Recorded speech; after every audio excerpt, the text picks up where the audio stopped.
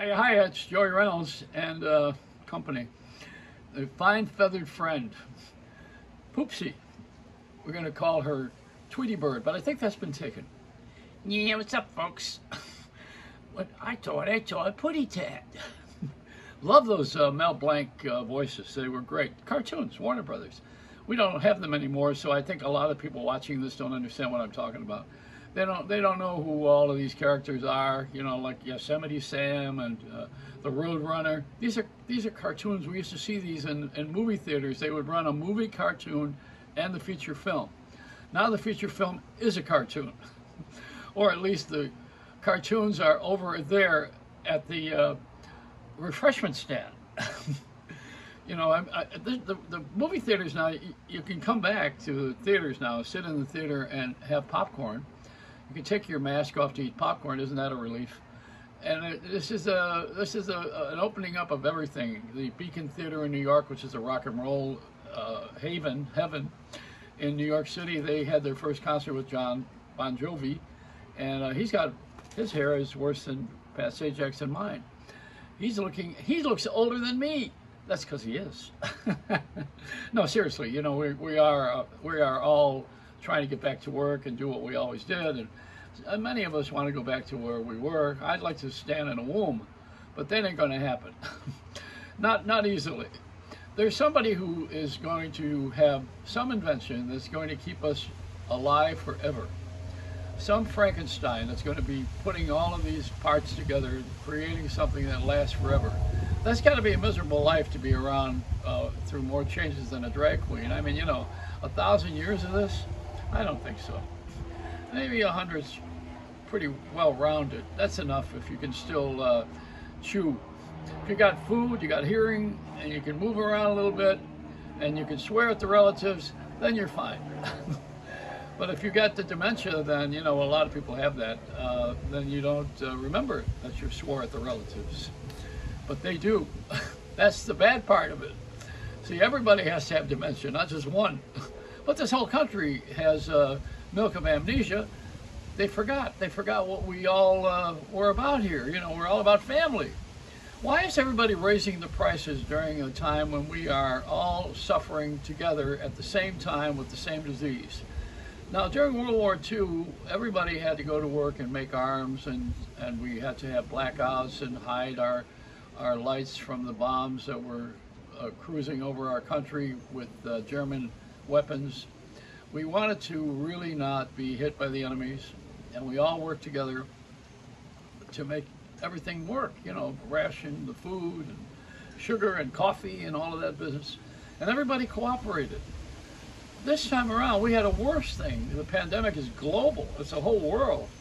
And you don't know when it's going to strike or who is going to get it, and it's caused a lot of casualties. I don't know that one is better or worse than the other, but both have been tragic in our history. Anyway, back to this story. Now, why do we have no agreement on everybody not raising prices? We should all take the hit. Everybody has this. And, you know, speaking of that, you know, the lawyers moved in already in Tulsa. And, you know, black people now are going to have, they don't know whether to have the Johnson & Johnson or the Morgan & Morgan. You know, I mean, it's all about suing people now. And the Indians are going to want something. Well, they already got the casinos, I think, if that's some sort of retribution. I don't take it that way. But, you know, I'm looking for a payback, too, for all the damage that I've had done to me. Brain damage from having Howard Cosell in one ear and Larry King in the other when I started in radio. So, you know, this is a society that likes to sue. We want to sue. We want to make money that we didn't earn. I did not earn this money from an accident.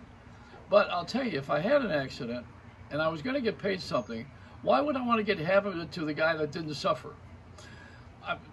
Because he's got a law degree. And incidentally, speaking of that, at Yale, they had a woman speaker there. She's a psychiatrist in one of the programs there, and a professor, I think. And she's saying that she had a dream that she would shoot white people and on the spot and not feel guilty about it after they were dead and gone. Got a little bit of trouble. Can't be saying that. But I did have Yale Week, Sex Week. Dr. Judith Koryansky, and Judith Reagan was invited, but she didn't come to the thing.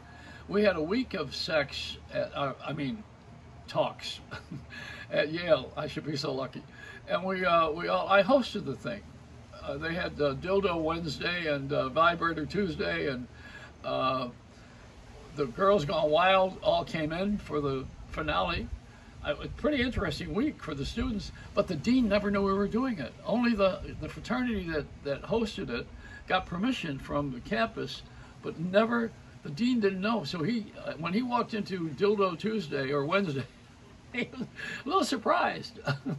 And Al Goldstein had Screw Magazine, you ever remember that? You know, who has people he didn't like their heads coming through a toilet seat.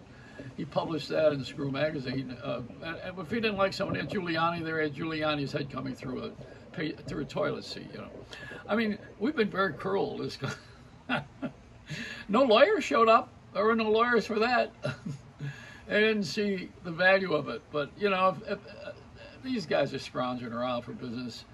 The ambulance chasing routine is true, and Shakespeare said, "Shoot the lawyers." I don't think he meant it physically.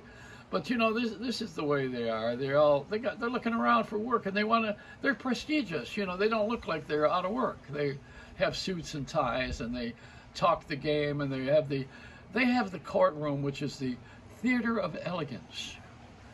And you present your client and your case, even though the guy's a complete scumbag.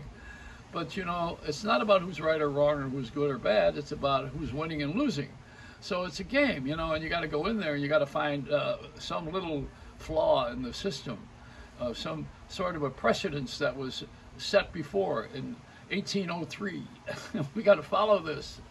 That's what lawyers do. You know, they spend the whole day. I had a lawyer work on something for me, and I had to fire the guy because he was a guy working for me and suing me.